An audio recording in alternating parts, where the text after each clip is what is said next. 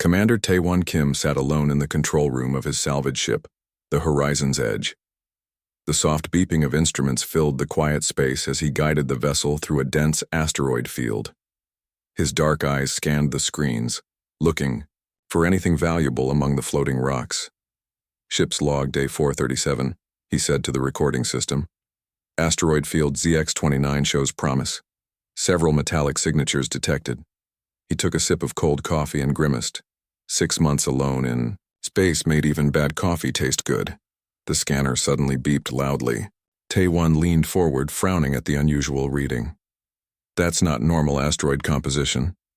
He adjusted course, maneuvering the ship carefully between two massive rocks. There, floating in the darkness, was something clearly artificial. The object was about 4 meters long with smooth, curved lines that reminded him of a seed pod. Its surface shimmered with an unusual blue-green material he had never seen before. "Unknown vessel detected," Taewon said into his recorder.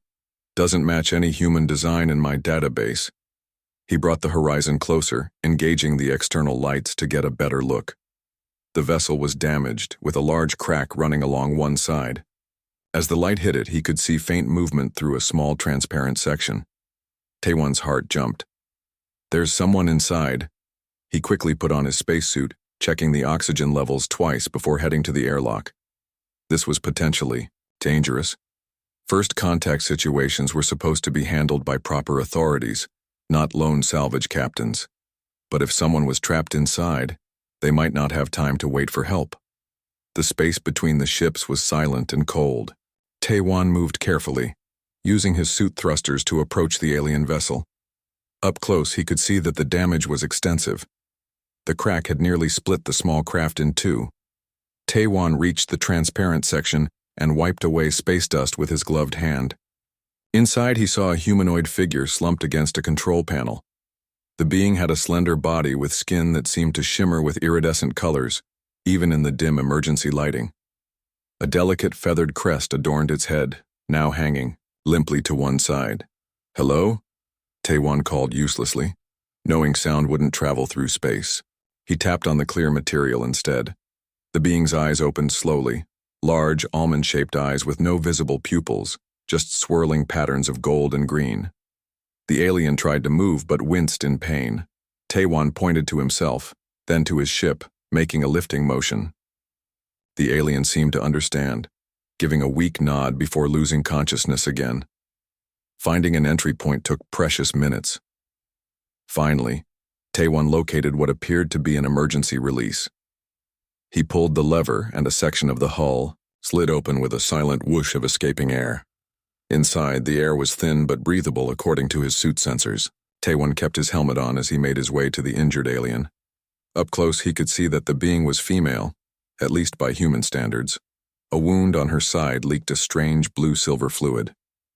"I'm going to help you," he said, knowing she probably couldn't understand. "My ship is just over there." The alien's eyes flickered open again. She spoke, her voice musical and strange, with clicks and tones Taewon had never heard before. Though he couldn't understand the words, the fear and pain were universal. "It's okay," he said soothingly. "I'm a friend." He searched the small vessel for anything that might be medical supplies but found nothing he recognized. Time was running out, both for the alien and for them to remain safely in this section of the asteroid field. Carefully, Taewon lifted the alien. She was surprisingly light, perhaps due to different bone density. Her skin felt smooth under his gloves, and up close he could see that the color changes happened in waves, perhaps linked to her emotional state. "My name is Taewon," he said, as he carried her back toward the airlock. "I'm human. From Earth." The alien made a soft sound, her hand weakly grasping his suit. As they moved through space back to the horizon, her eyes widened at the sight of his ship. Taewon couldn't tell if it was fear or wonder. Once inside his ship, Taewon placed her gently on the medical bed in the small infirmary. The ship's computer scanned her but displayed mostly error messages, unsurprising since it was programmed for human physiology. "Can you understand me at all?" Taewon asked, removing his helmet now that they were safely aboard. The alien stared at his exposed face with clear fascination. She reached out a four-fingered hand toward him, then pulled back, uncertain. "It's okay," he said, taking her hand, gently. "I want to help you."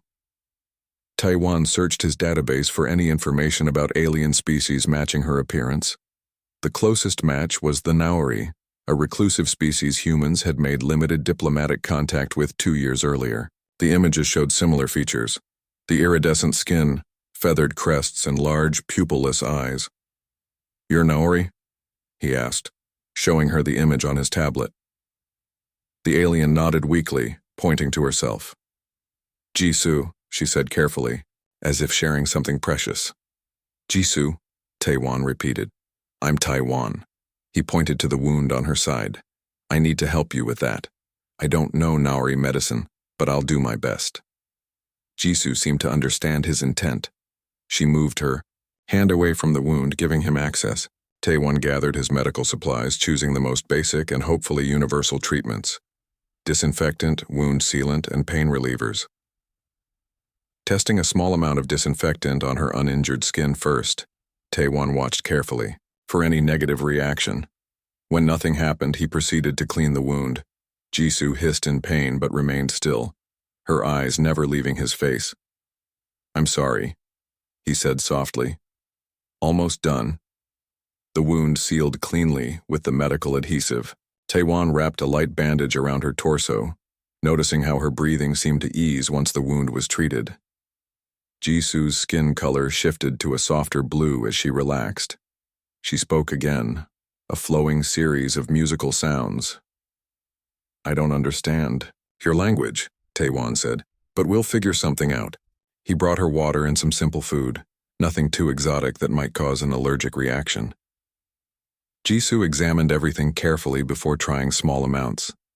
Her expressions were alien but still somehow readable: curiosity, caution, and finally, what seemed like gratitude. As Jisoo rested, Taiwan returned to the control room and set a course away from the asteroid field. He knew bringing an alien aboard without proper authorization was breaking at least a dozen space protocols. But leaving her to die had never been an option. He showed Jisoo the translation program. It displayed simple pictures with both human and Naori words beneath them. Jisoo's eyes widened with excitement. She took the tablet and began scrolling through it quickly, absorbing the information. "This," Taiwan said, pointing to the translation tool. "Tell me what happened." Jisoo nodded. She studied the program for several minutes, her fingers dancing across the screen as she pieced together words. Finally, she spoke, and the tablet translated her musical language into choppy text. "Ship science. Study stars. Bad people come. Want research. Kill crew. I escape." Taiwan frowned. "You were on a research mission? Who attacked you?" Jisoo used the program again, more confidently now. "Naori rebels. Hate humans. Hate peace. Want technology for war." "There are Naori who don't want peace with humans?" Taiwan asked. Jisoo nodded solemnly. Her skin rippled with dark spots as she pointed to herself, and then to the tablet again. "Me scientist. Study energy human ships use. For sharing knowledge. Rebels want keep humans away." The pieces began to fall into place. "And the ship I saw, was it looking for you?" Jisoo's skin paled to a frightened gray. "Yes, not friends. If find me, take research, kill me." Taiwan's jaw tightened. "That's not going to happen." Over the next few hours, they worked together to improve their communication. Jisoo was remarkably intelligent, picking up human words quickly, while teaching Taiwan simple Naori phrases. By evening, they could maintain a basic conversation through a combination of the translation program, gestures, and newly learned words. They sat in the small dining area, sharing a meal of simple proteins and vegetables. Jisoo examined each food item curiously before tasting it. "This good," she said, pointing to a piece of fruit. Her skin shifted to a pleased orange-gold color. "Your skin changes with your emotions," Taiwan observed. Jisoo nodded. "Naori cannot hide feelings like humans." She pointed to his face. "You hide. Skin same, but eyes change. Taewon laughed. You're right. We think we're good at hiding our feelings, but I guess we're not. Jisoo studied him for a moment. Why help me? Dangerous for you. The question caught Taewon off guard. He considered his answer carefully. Because it was the right thing to do. I couldn't leave you to die. Naori told humans selfish. Care only for humans. Jisoo's skin shifted to a thoughtful blue. Not true. Some humans are selfish, Taewon admitted. Some are kind. Just like Naori, I think. Jisoo nodded slowly. Same, yes. Different outside. Same inside. As days passed, their communication improved dramatically. Jisoo recovered her strength and began helping Taewon with small tasks around the ship. Her technical knowledge was impressive. She quickly understood the human ship systems despite the significant differences from Naori technology. One evening, as they worked together to repair a faulty air filter, Jisoo asked, Where we go now? Taewon wiped grease from his hands. I was thinking about that. There's a neutral trading station in the Proxima system. Many species go there, including some Naori diplomats. You could contact your government safely. Jisoo's skin darkened with concern. Not know who trust. Rebels have spies. Then we'll be careful, Taewon promised. We can send an encrypted message to verify who's safe to contact. Jisoo nodded, her crest flattening against her head in what Taewon had learned was a sign of deep thought. I have idea. Research data has codes. Only true science team knows. She pointed to Taewon's communication system. Can use to send test message. Together they crafted a careful message that contained a scientific reference only her legitimate colleagues would recognize. As they waited for a response, Taewon showed Jisoo his collection of old Earth music. She was fascinated by the rhythms, tapping her slender fingers in time with the beats. Naori music different, she explained. Made with water vibrations. Sound travels through liquid. I'd like to hear that someday, Taewon said. Jisoo's skin flushed with a pink Taewon hadn't seen before. I will show you. The next morning, they received a response to their message. Jisoo's skin brightened with relief as she read it. Good news. Message from Director Hyil, my teacher. Safe contact. Her expression grew serious. But warning too. Rebels looking for me. Have ships near trading station. Dangerous. Taewon studied the star charts. Then we'll need to be smart about this. Take a different route, maybe. As they plotted their course to the trading station, the ship's alarm suddenly blared. Taewon rushed to the control panel. Large ship approaching, he said grimly. Moving fast. Jisoo joined him, her skin paling as she looked at the scanner. Naori design. Military class. The communication system crackled to life.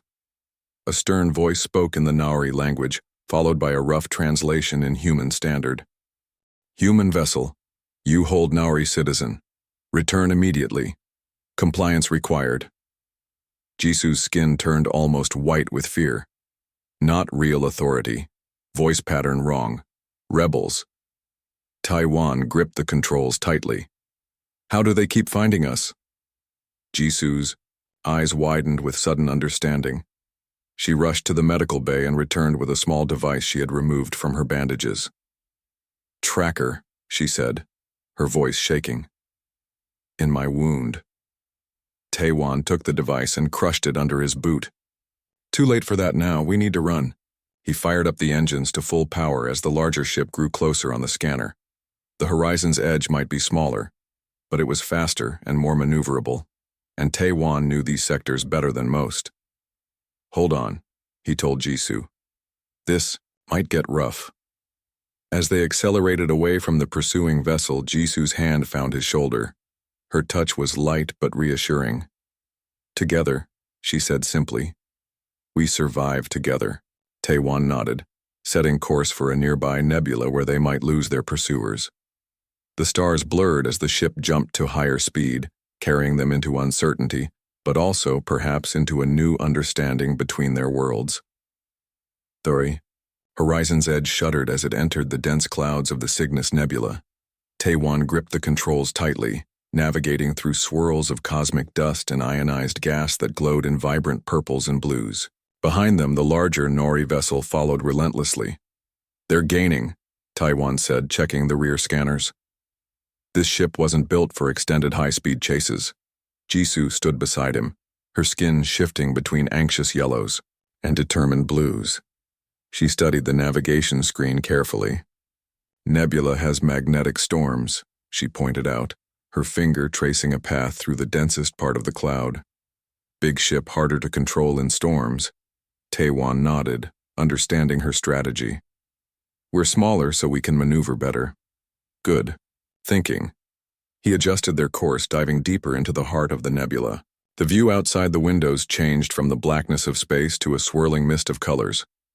Visibility dropped to almost nothing. "Switching to sensor navigation," Taiwan said, activating the ship's advanced scanning systems.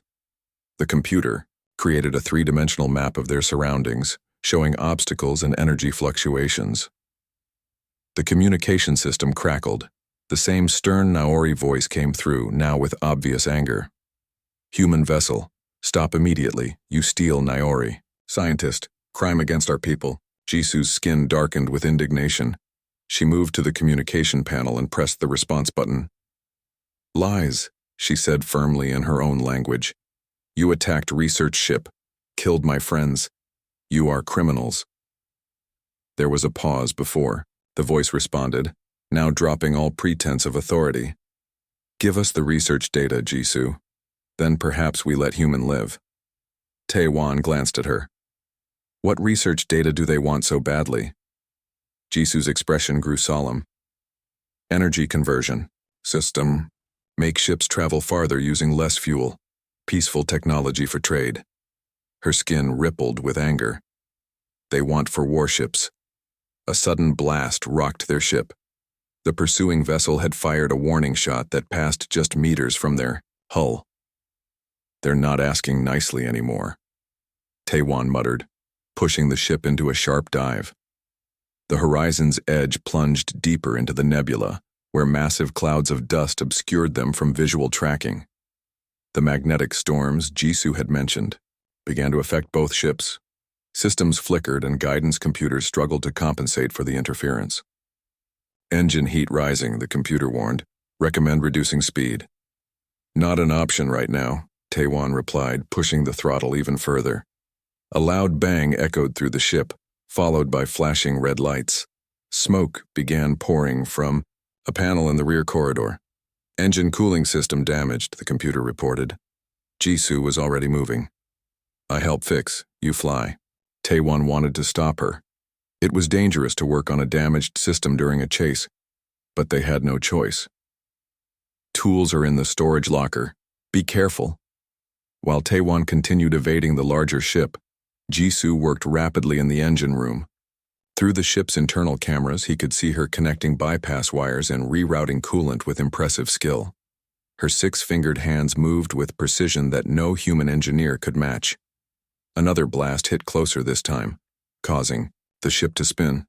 Taiwan fought the controls, narrowly avoiding collision with a dense cloud of debris. "How's it going back there?" he called through the intercom. "Almost done," Jisoo's voice responded. "Human technology simple for Nari scientist." Despite the danger, Taiwan smiled at her confidence. "Simple, huh? That's why our cooling system is failing?" "Design flaw," she replied matter-of-factly. "Should have secondary backup." The pursuing ship was closing in again, its superior engines allowing it to push through the nebula's resistance more effectively. Taiwan spotted a particularly dense cluster of asteroids ahead, remnants of a shattered planet caught in the nebula's gravitational pull. "Everyone in my crew calls this next move crazy," Taiwan said over the intercom. "Brace yourself." He cut the main engines and fired only the maneuvering thrusters, allowing the ship to drift into the asteroid field. With minimal power signatures, they would be harder to track, but the risk of collision increased dramatically. Jisoo returned to the bridge, her skin pale with concern as she watched the massive rocks floating past them, sometimes missing their hull by mere meters. This very dangerous, she said quietly. That's the idea, Tae-Wan replied, his hands dancing over the controls with practiced precision. Big ships don't chase small ships into asteroid fields. Too risky for them. Jisoo studied him for a moment. Her head tilted curiously. You good pilot, many years practice? I've been flying salvage missions for 15 years, Tae-Wan said, carefully guiding the ship between two slowly rotating asteroids. You learn all the tricks when your survival depends on it. The scanner showed the pursuing vessel hovering at the edge of the asteroid field. Unwilling to follow them in, Tae-Wan allowed himself a small sigh of relief. They're staying back for now, he said, but they'll probably try to wait us out. Jisoo nodded, her crest flattening with determination. Need new plan? She pulled up a star chart on the navigation computer. Look, small jump distance to Saren system. Trading post there, many ships, many people, harder to find us. Good idea, but we can't make a jump from inside the asteroid field. Too much interference. We'd need to clear the nebula first. Jisoo considered this problem. I have idea. Your ship has mining charges? Tae-Wan raised an eyebrow. Yes, for breaking up asteroids to get at valuable minerals inside. We use charges. Create distraction. Jisoo's skin rippled with excitement as she explained her plan. 20 minutes later, they had attached 5 mining charges to different asteroids near the edge of the field. Each was set with a different timer. When first charge explodes, they think we try to escape there, Jisoo explained. When second explodes different location, they get confused. By fifth explosion, too many places to watch. Tae-Wan had to admit, it was clever. And we'll use the confusion to slip out the opposite side of the field. They moved into position, engines at minimal power to avoid detection. The first charge detonated with a silent flash that sent asteroid fragments spinning in all directions. As predicted, the Nari vessel moved toward that location. The second and third charges exploded in quick succession at different points of the field. The pursuing ship hesitated, unsure which direction to focus on. By the fourth explosion, they had deployed smaller scout vessels to investigate multiple locations. Now, Tae-Wan said as the fifth charge created the largest distraction yet. He pushed the engines to full power, guiding the horizon's edge through a narrow gap between the asteroids and out of the field. The moment they cleared the nebula's edge, he initiated the jump sequence. Jump in 5 seconds, the computer announced. Jisoo gripped the edge of her seat, her skin flashing with nervous energy. On the scanner, one of the scout ships had spotted them and was turning to pursue. 4, 3.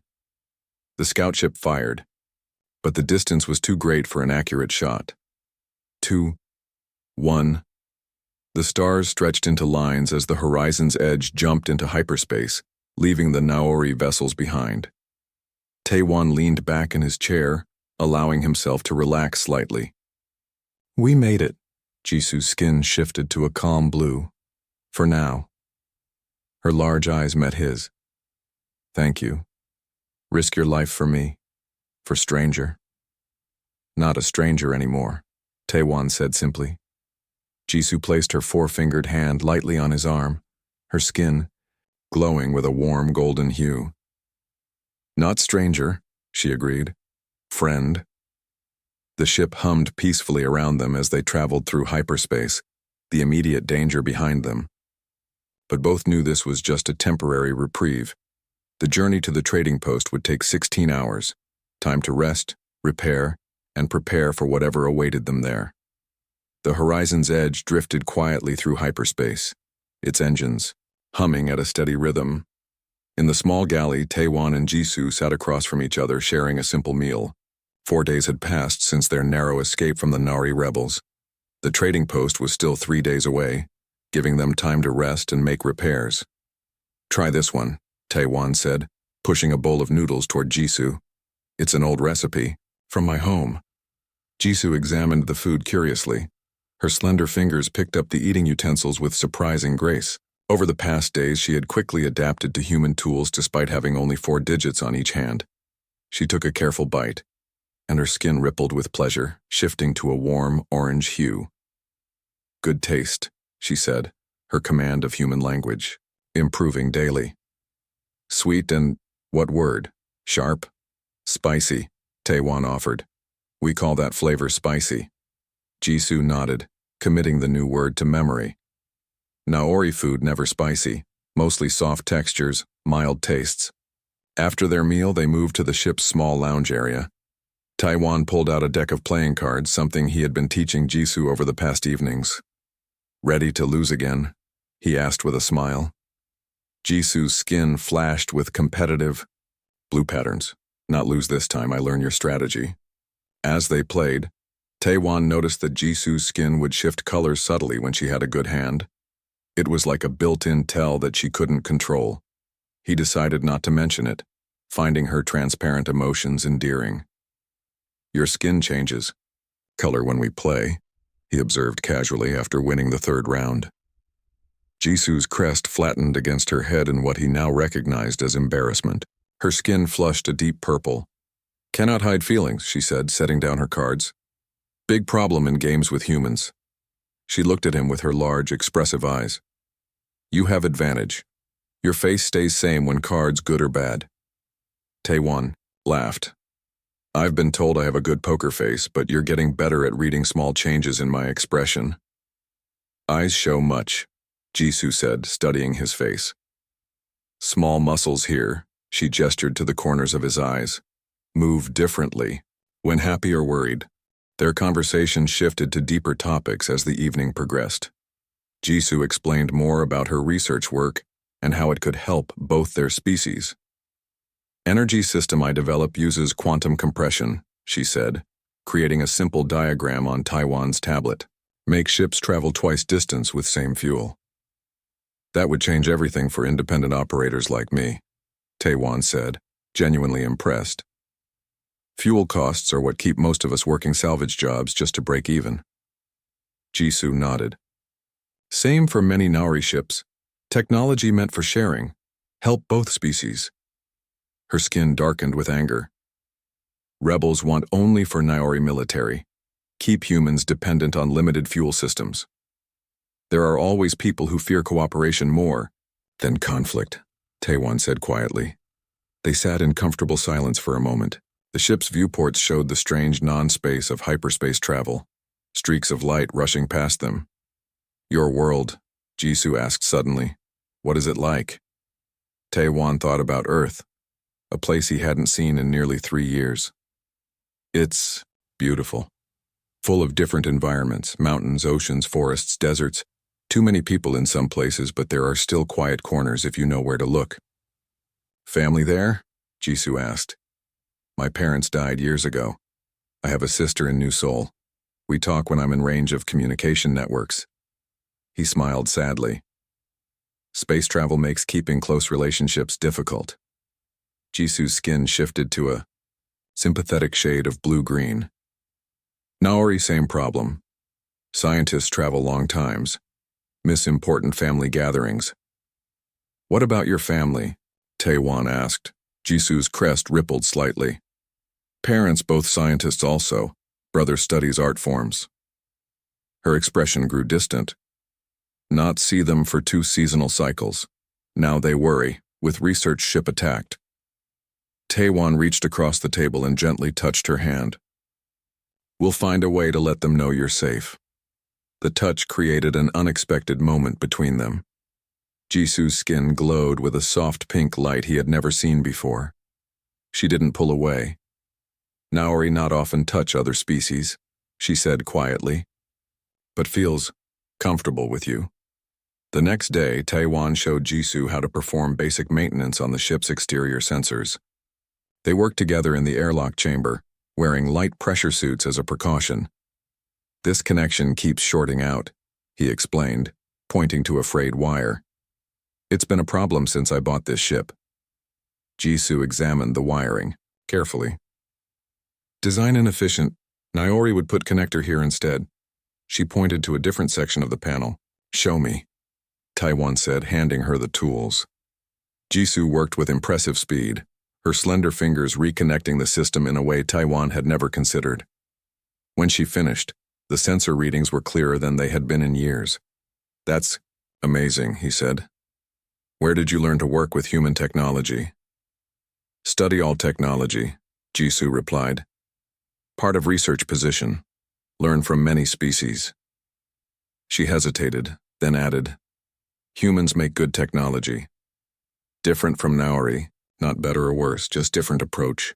Later that evening, Jisoo surprised Taewon by setting up a small container of water in the lounge area. Want show you Naori music, she explained, dipping her fingers into the water. As her hands moved beneath the surface, the water began to ripple in complex patterns. Somehow these ripples created sounds, haunting, beautiful tones that filled the small room. The melody was unlike anything Taewon had ever heard, with harmonics that seemed impossible for human instruments to create. It's beautiful, he whispered, afraid to interrupt. Jisoo's skin glowed with pleasure as she continued playing. For nearly 10 minutes, the ship was filled with the otherworldly music. When she finished, Taewon sat in silence, processing the experience. Music connects all species, Jisoo said softly. Even when words fail.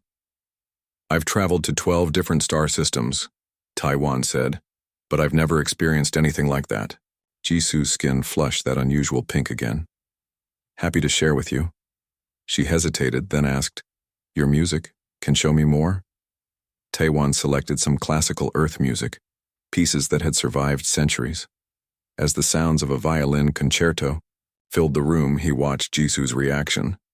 Her eyes closed, her crest rising and falling with the melody. Her skin shifted through colors in time with the music. Can feel emotions of player, she said when the piece ended. Much passion in human music.